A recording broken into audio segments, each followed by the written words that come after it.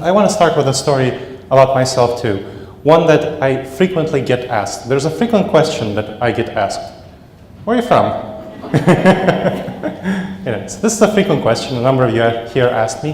And that question is often asked in a kind way, kind of, oh, where are you? You have such a lovely accent. Where is that from? Sometimes it's asked in a way that translates to kind of, you're not from around here, are you? So I usually get that question asked in more rural areas, but there was a time I was in a diner actually in the Columbus area, and there was a waitress who was at the registrar, and she heard me talking with a friend, and she shouted that at me from about 30 feet away, kind of, where are you from? I'm like, whoa, you're a waitress, why are you asking me this question? And so this is something that's one of the challenging things about being in the United States, looking like I am kind of, white, male, and so on, kind of all the privilege. But once I open my mouth, the accent comes out and people are like, oh, wait, no, you're not matching your stereotype, right? And so my accent comes from this little country right here called the Republic of Moldova. And my parents took me from there when I was 10, so I was a kid, traveled to the United States and settled down in New York City. So that's kind of my background. That's where I'm from. And I was really glad that they took me away from there and that they settled down in New York City, and eventually I ended up here in Columbus in Ohio, teaching at Ohio State. When I say settled in New York City, there were a number of other immigrants like me who chose to drop their accents. They chose to say, hey, I want to fit in here, I want to drop my accent. I chose to retain my accent as a way of connecting to my cultural heritage, but that's kind of something I eventually ended up regretting because of research that I found when I was starting my PhD program about accents. And there's an actual really strong discrimination in the United States against people with foreign accents. It's kind of surprising once you learn about it. I see a number of heads nodding, probably people with foreign accents. So people with foreign accents are trusted much less. So even when they say accurate stuff, completely truthful things, they're trusted much less than people who don't have that foreign accent. And this is a hidden aspect of diversity. This is an implicit bias. Some of you here might not be trusting what I say as much without knowing it, if you're not aware that this is a hidden bias that we all experience.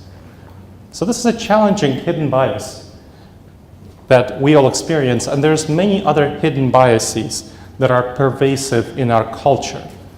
They are really strong and they are very challenging. So it's one of many of these biases. So they can be just as harmful in the workplace as more visible forms of biases. Now think about your workplace. We're all trying to have a more multicultural workplace. We're all trying to engage with society, which is growing more multicultural by the day, more and more people. So we want to hire people with diverse accents. We want to hire other people who have various aspects of multiculturalism, of diversity. But we may not be aware that there are these hidden biases which are challenging their ability to succeed in our company.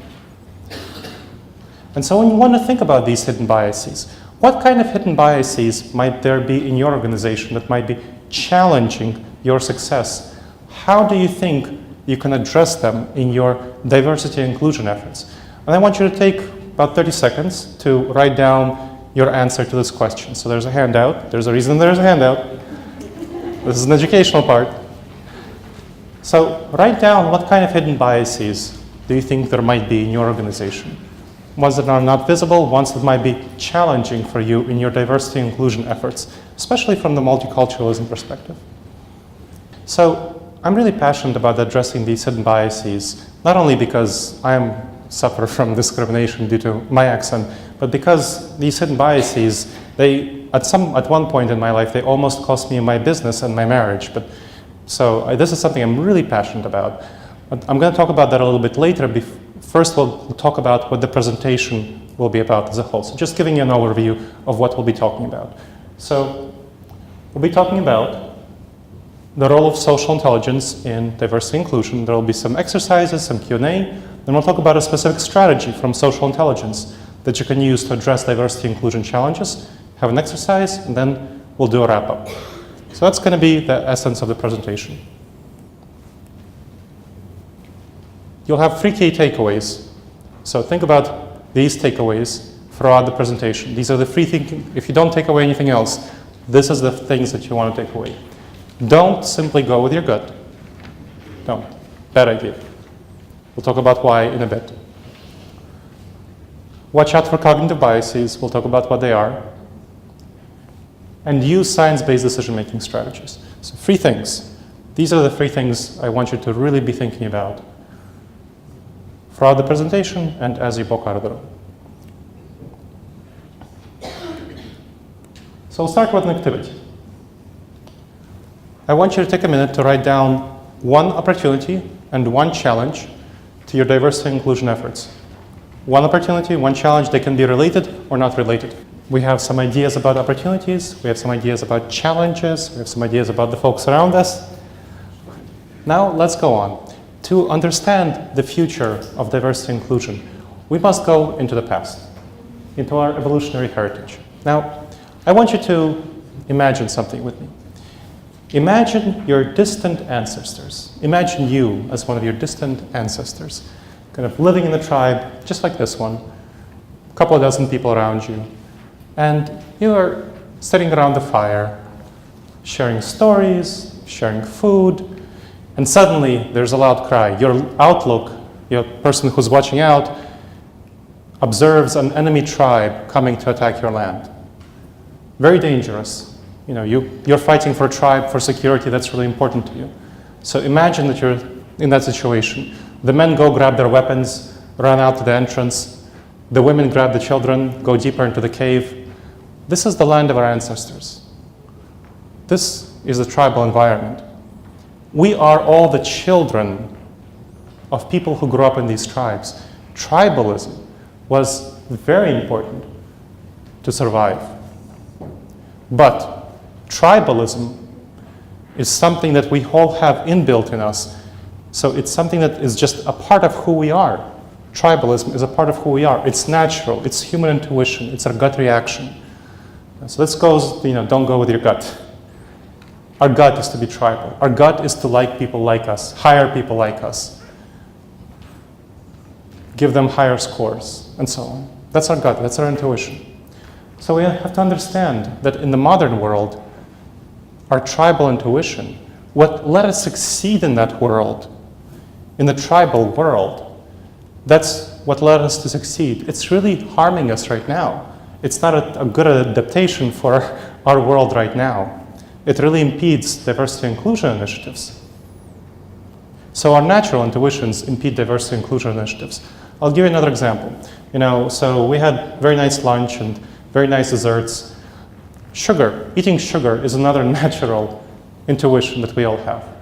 In the tribal environment, it was very important, whenever you had sugar, to eat as much of it as possible. So we are wired to eat sugar. That's bad in the modern world. No, don't do that. Don't eat all the sugar that's possible. You had a buffet there. Bad.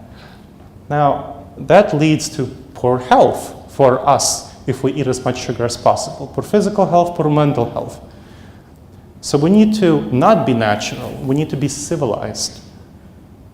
We need to not eat all the sugar.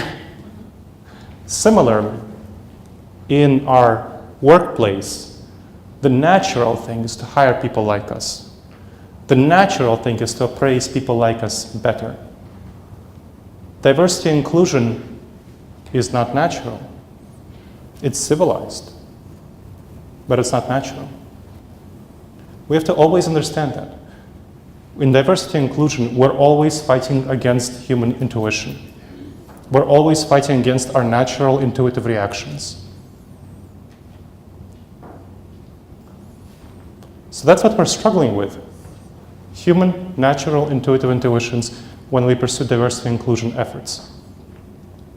Now, that's something that's a challenge, obviously, if we're going to be struggling against natural human intuitions, but it's also an opportunity because now if we understand where the challenge is coming from, we've all had some more or less success with addressing the desire to eat as much sugar as possible, right?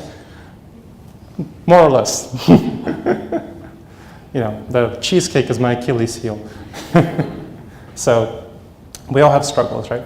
So we can also do the same thing with diversity inclusion efforts. What we need to do is understand what diversity inclusion efforts are struggling against and how to address these basic emotional intuitions. So one of the challenges that often accompanies diversity inclusion is shame and guilt. People often try to use shame and guilt to promote diversity inclusion. You know, and that's really, research is not bearing that out. It's showing that shame and guilt are just not going to help you in the long term if you pursue diversity inclusion efforts. Now, if you're fat shaming a fat person, that's really not going to help that person in the long term improve their eating. In the same way, shame and guilt in the long term will not improve diversity inclusion efforts. So those are not really good strategies. We need to use appropriate strategies that are informed by what we know about how the human mind works and how to influence people to get what we want.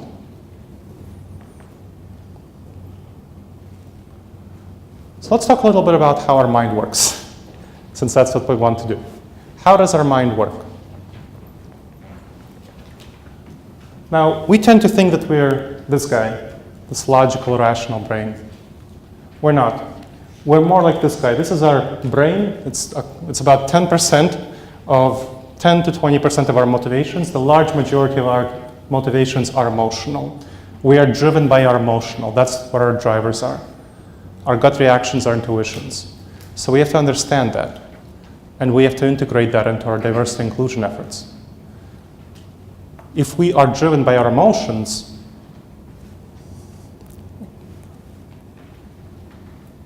this is called system 1, the autopilot system that drives us. It's subconscious, automatic, fast, very quick, very habitual. That's the gut reactions, that's the intuitions, that's the 80 to 90% of what we do. There is another system of thinking called system 2. That's the rider intentional system. It's conscious, mindful, effortful. It's much slower, it's much more effortful. It's hard, the way it's hard to resist eating that second piece of chocolate cake.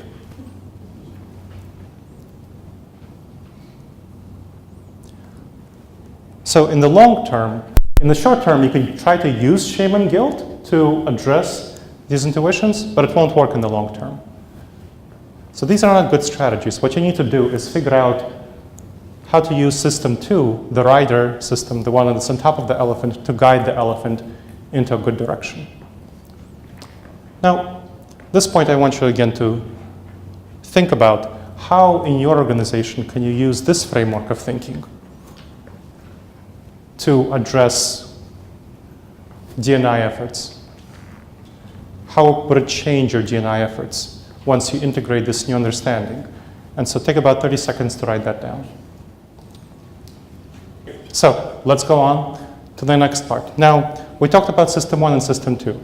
So system 2 of thinking is the intentional system, the logical system. There are a series of systematic thinking errors that research shows inhibit our ability to make good decisions. And these are called cognitive biases. So that's what we talk about when we talk about cognitive biases. There's a series of them. The nice thing about them is that we can predict them. There's over 100 cognitive biases currently discovered, and more discovered every day, well, every month.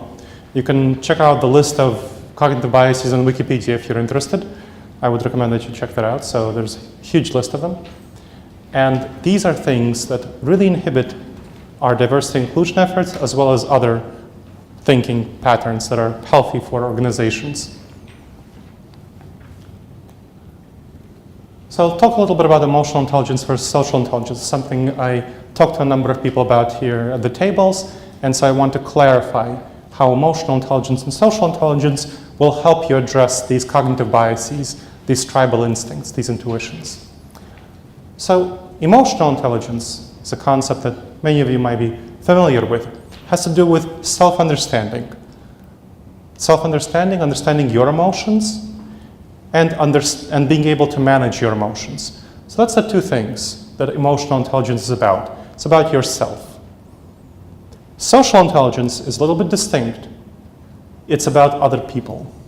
It's about understanding other people and your relationships with them and their relationships with each other. On a surface level, on a deep level, that's social intelligence. That's the first part of social intelligence. The second part of social intelligence is being able to influence them. Influence their emotions, influence their relationships. So that's something I talked about earlier. How do you influence these gut intuitions, these tribal instincts, to channel them into more healthy directions, ones that are going to be healthy for your organizational culture, unlike the second piece of chocolate cake. Social intelligent organizations.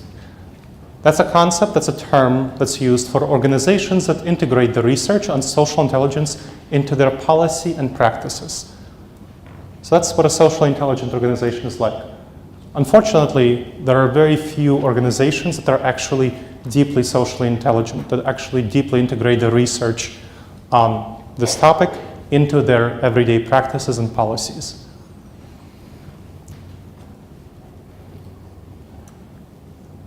Unfortunately, very many organizations underestimate the importance of emotions. They have an empathy gap. Empathy gap is a term that refers to people not being able to understand the depth of emotions in other people and how other people are motivated by emotions. The typical perception in organizations is, hey, I'm paying this person and I don't have to care about what they feel, right? That's kind of the typical perception. Unfortunately, not the case. We are driven by our emotions. You remember that the elephant is about 80 to 90% of who we are. The autopilot system is about 80 to 90% of who we are. The rider, the intentional system, is only about 10 to 20% of who we are. So the empathy gap is really dangerous. I'll give you an example. So I went to consult for a company here in Columbus that allowed me to talk about them as my clients. So otherwise I won't name my clients. It's Edison Welding Institute. And so when I went to talk to them, it was a really interesting situation. They were trying to motivate engineers. They had about 150 engineers to do selling, to do marketing. And as you can imagine, engineers are not thrilled about doing marketing. They are really interested in doing their technical stuff, right? So these people, the HR staff is trying to motivate them to do marketing, and it's just not working. They're giving them training, they're doing all these things, talking to them about the importance of it for the organization, not working. They're not doing marketing. So this is a problem. So they brought me in to figure it out, and what I figured out was this kind of empathy gap, and I'm saying, hey, you're really not speaking to the emotional needs of your employers. And the HR manager, Mark Madsen, who's still there, the HR VP, said, what, engineers have emotions? And I'm like, yes. They may not show it. That's not how engineers display themselves, but they're very emotionally motivated. And so what we did was we looked at what is actually motivating for engineers. And what we found was motivating was reputation among their peers in the organization and outside the organization. So we changed the language in which the company was communicating to them from kind of building up a personal brand, which just wasn't resonating with the engineers, to talk about being a thought leader and getting respect among your peers. And that simple language shift really made a sea of change, right? Really made a deep difference in the way that engineers were motivated. From a simple language change, from a simple way changing that you use the language to speak to engineers. And they were much more motivated and engaged with the process of marketing, just from that. So this is obviously relevant to D&I. Unfortunately, many people in positions of privilege and various categories of diversity have a deep empathy gap to people who are not in positions of privilege. It's a really big problem. The empathy gap is one of the fundamental challenges with diversity and inclusion. This lack of understanding, this lack of appreciation of the challenge that minorities experience on various scales of diversity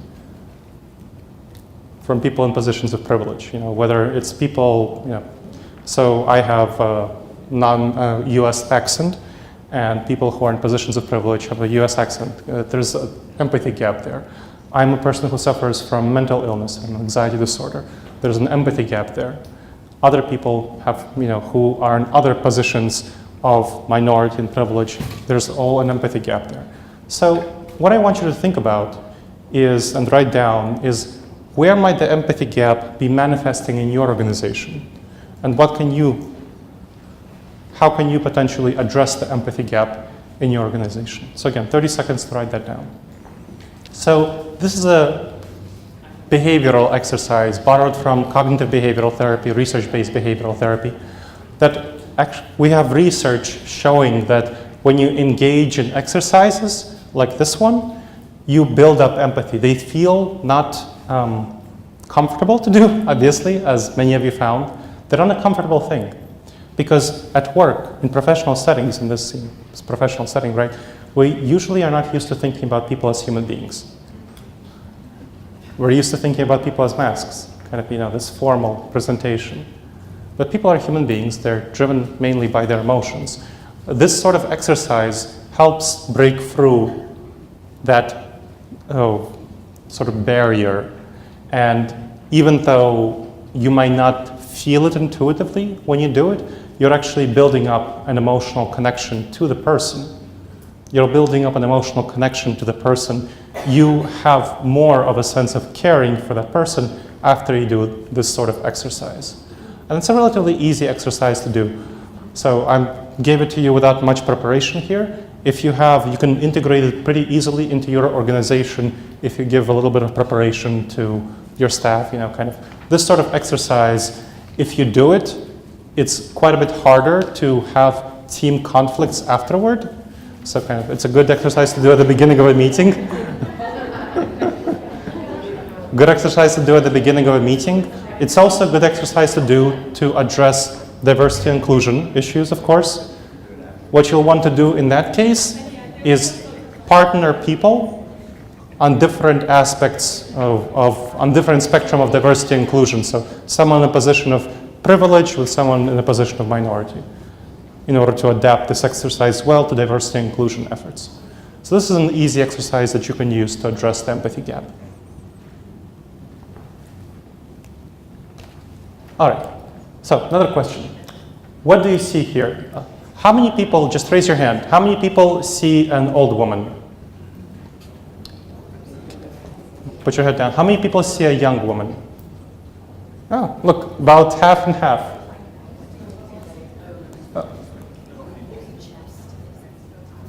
So this is a deliberately ambiguous painting.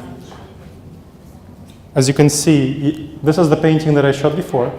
This is the painting made up to look much more like a young woman. This is a painting, the same version, made up to look much more like an old woman. And this relates to one of the other biases that we all have, that people tend to have, the pessimism and the optimism bias. So the optimism bias is an unrealistically positive evaluation of reality. If you saw the young woman, you probably tend to be optimistic. If you saw the old woman, you tend to be pessimistic.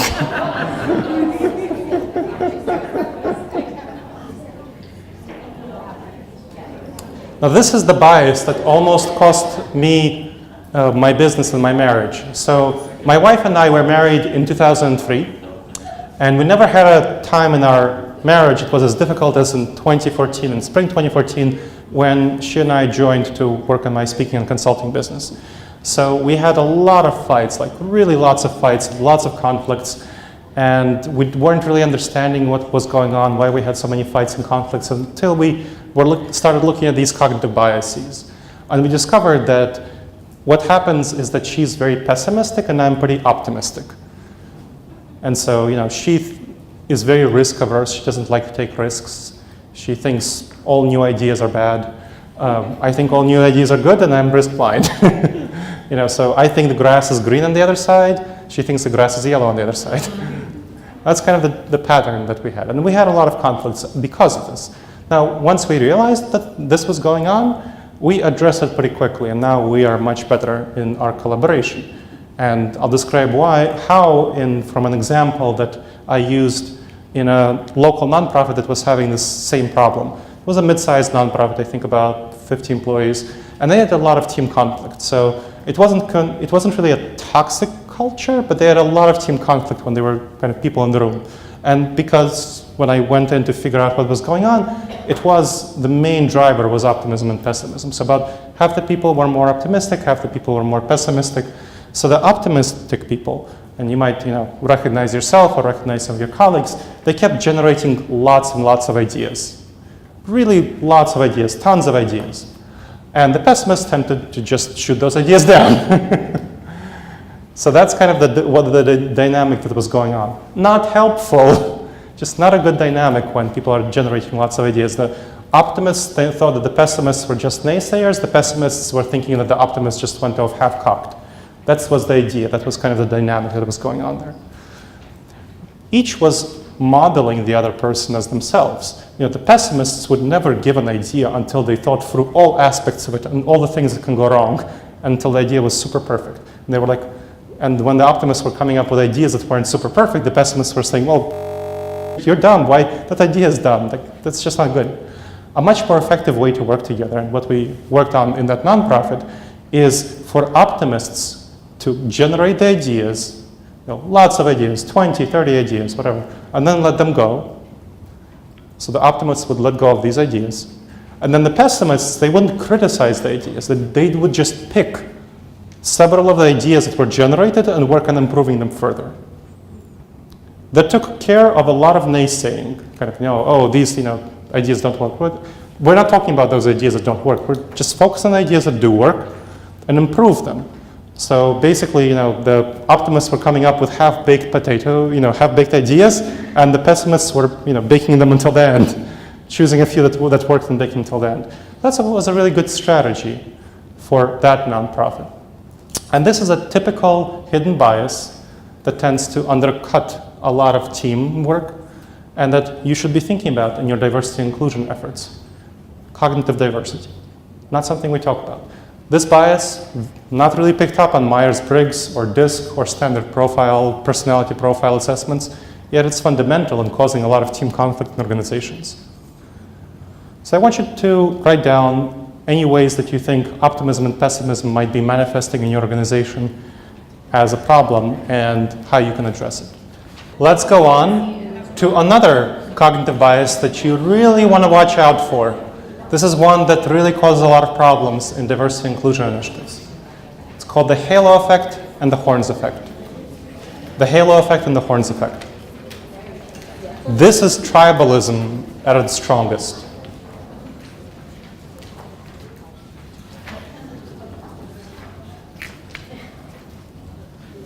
So, as you know, I'm a professor at Ohio State. I'm contractually obligated to root for the Buckeyes. I'm guessing there are a lot of Buckeyes fans here, Go Bucks, right? Yo, there you go. Now, how likely are you to hire a Michigan fan? See, 3 people. Now, regardless of how we feel about Michigan fans and their poor choices,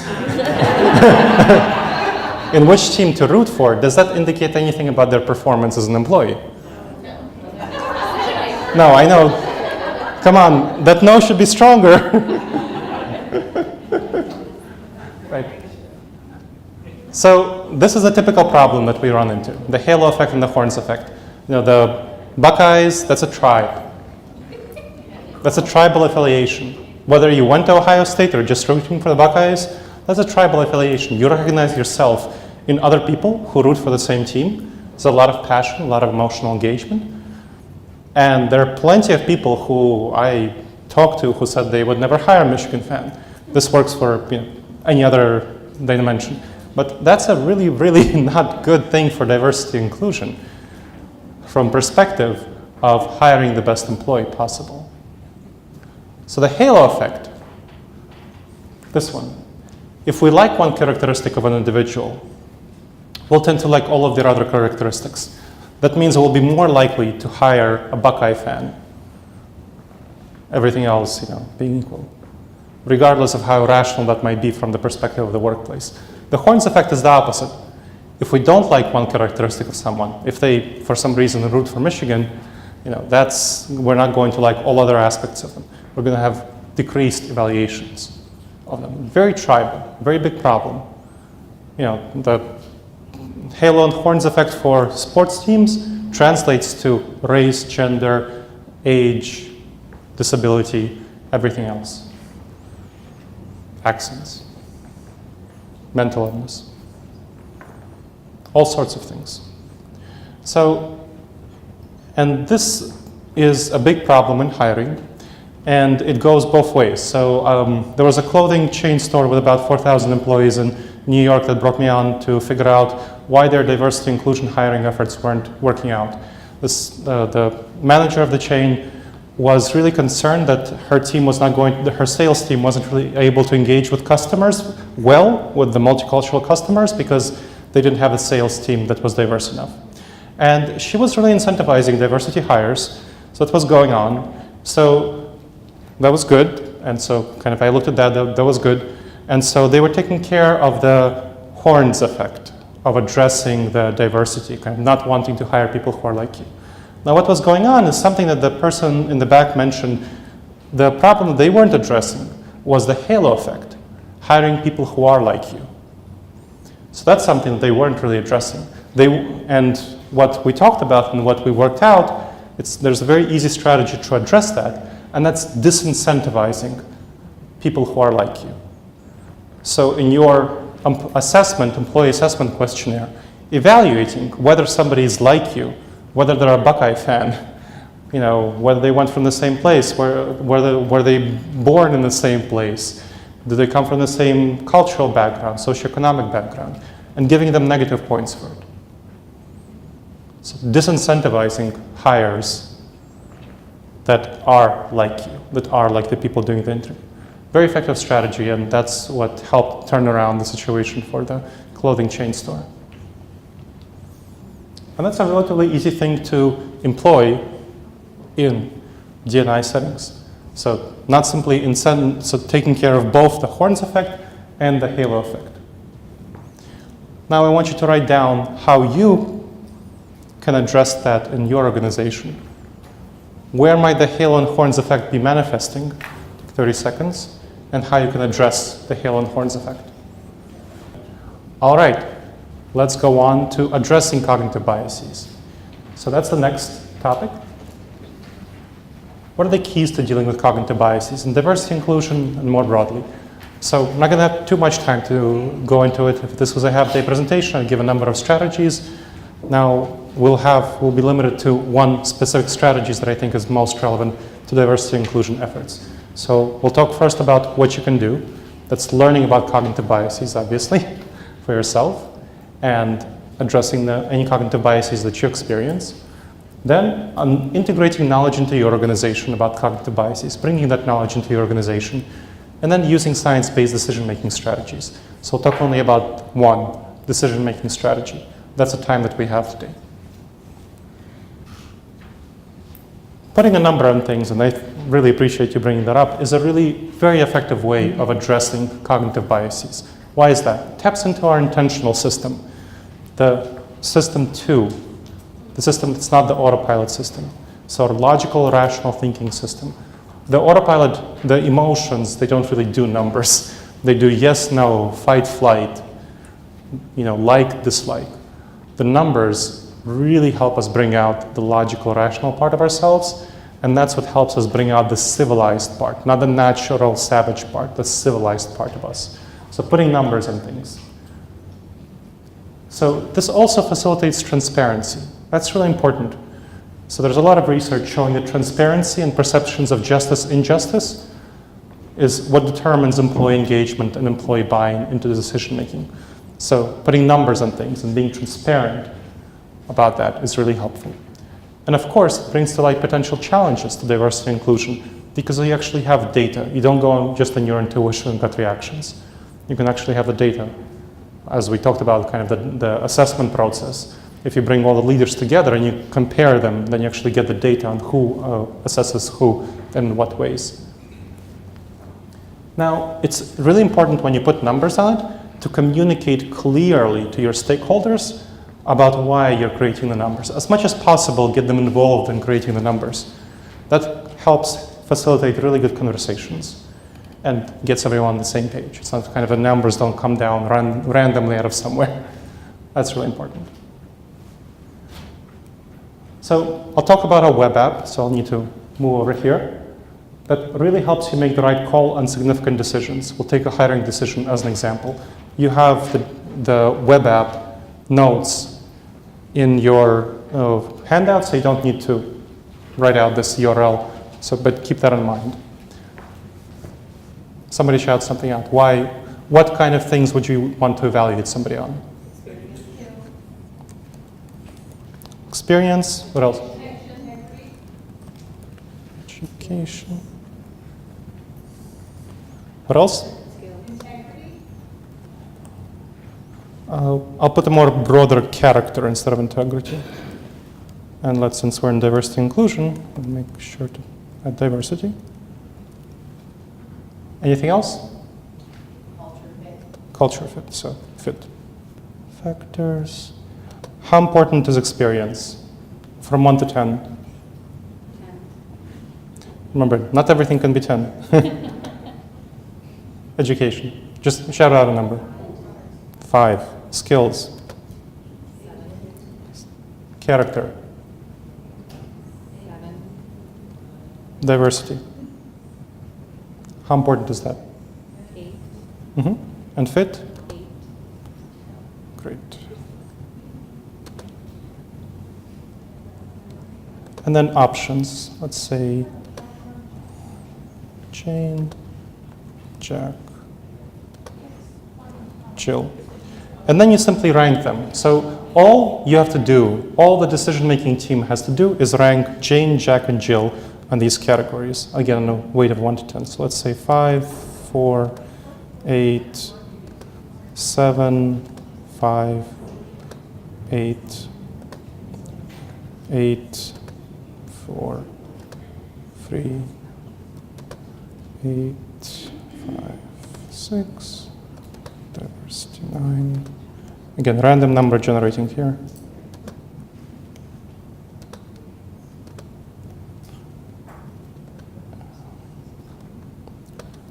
And then you click on next.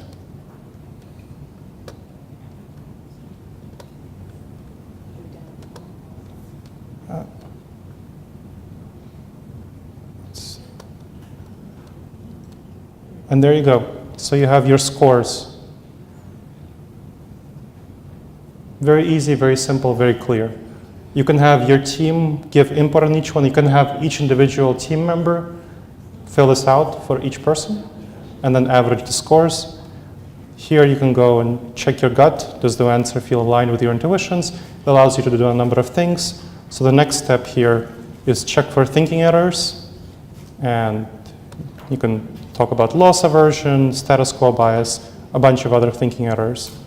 Confirmation bias, attentional bias, overconfidence, optimism bias, Hill effect, Horn's effect, and correct them as needed. And then you'll have the final step. It's a very easy, very quick tool that you can use. And so a lot of stuff that I do when I go into organizations is give training on how an organization can integrate this into their practices. So this is you don't have to simply use a tool. What I strongly recommend is that there's a conversation. If there's a disparity about people's rankings, you want to have a conversation about, hey, I'm curious to observe that you ranked this person at a 1 and this person ranked him at a 9. Why is that the disparity? What's going on there?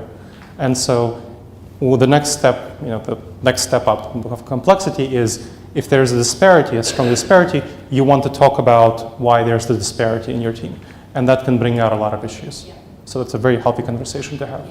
And the nice thing is, you don't have to have any arguments, you don't have to have any fights, the numbers are out there. It brings a lot of transparency and clarity to things. Yeah. Yes? Is your scoring 1 for 10? And Yeah, does it have to be 1 for 10? it doesn't. It's just, I put it arbitrarily. It's a good practice to score it 1 for 10. You can also do 0, 1, 2, whatever we want to use, or 1 to 100. But 1 to 10, I find that most people prefer that. People are used to thinking in 1 to 10 numbers, but whatever the organization uses, 0 to 3 is a typical scoring system for organizations on assessments and processes. So that's another one you can use. The strategy of placing numbers on things. Yes, please. So I've worked with performance management that has put numbers on things, and I can find plenty of examples where a hiring manager will, or or a supervisor will give everyone across the board all fives. Yep. So how can I make numbers work better for me in the performance management side of things? Sure. So in the performance management, you can give people a limited amount of points that they're allowed to distribute. So that's a very typical answer, kind of, to these things. Just give people a limited amount of points, so you can only distribute these points. Getting to the 3 key takeaways. We're not quite there yet, but we're coming closer to the end. So don't go with your gut. Remember, our gut, our natural intuitions, are tribal. It's just where they are. People tell you to go with your gut. The diversity and inclusion, this is not something you should go with your gut. If you're standing in the way of a moving bus, you should go with your gut. Now, the reason for that is that it matches the savanna environment. It's like the saber-toothed tiger response. Yes, that's a good fight or flight move. You don't want to go with your gut in diversity and inclusion efforts, and in most cases in organizations, not a good idea to simply go with your gut. So it's really dangerous, and it can really hurt you. Watch out for cognitive biases. We talked about optimism bias and pessimism bias, something that almost cost me my business and my marriage, something that causes a lot of problems and conflicts in organizations.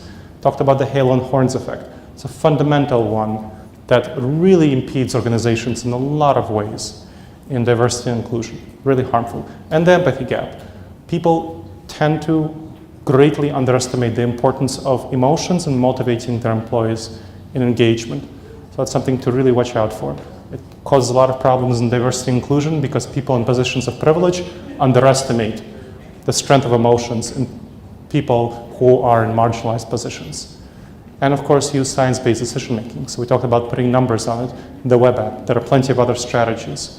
Didn't have time to go over here today. So I'm going to challenge all of you to invest your efforts in social intelligence-based strategies, understanding and influencing other people's emotions. That's what social intelligence is about. Understanding other people's emotions, relationships between them, understanding and being able to manage other people's emotions and the relationships between them. I think you should have gotten a lot of strategies here in understanding where other people are coming from and influencing their emotions. But remember also, shame and guilt, not a really good strategy in the long term. So you want to be able to induce people strategically to actually go where you want them to go. And that's where you can deploy social intelligence effectively. I'm going to challenge you to invest in the next month 10% of your organization's diversity and inclusion efforts into social intelligence-based strategies. 10%, not too much, but this is the start of a shift. And you've talked to each other about holding yourself accountable for implementing these things. And I want you to stick to that accountability, to hold each other accountable for taking the next steps to invest into social and emotional intelligence strategies. Next month after that, you can do 10% more and slowly increase. So integrate this knowledge into your organizations. This is going to be crucial for you to actually achieve social intelligence for diversity and inclusion success